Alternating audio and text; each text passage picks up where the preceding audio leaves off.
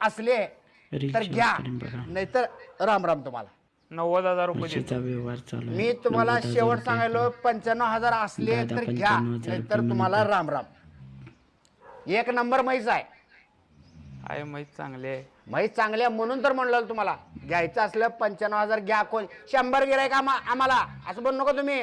सकाळपासून 10 गिरायक येऊन गेले. आवडले घ्या, नाहीतर राम राम. कसं करताय? 90,000 रुपये देतो. मी शेवट सांगितलो 95,000.